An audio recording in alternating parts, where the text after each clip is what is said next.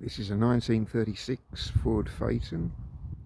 It's an older restoration. I want to build it as an early custom.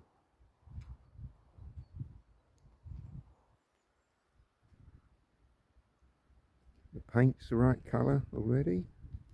The interior's the right colour. It's got white wall tyres. That's all it needs. It's chopping, lowering, fender skirts on the back.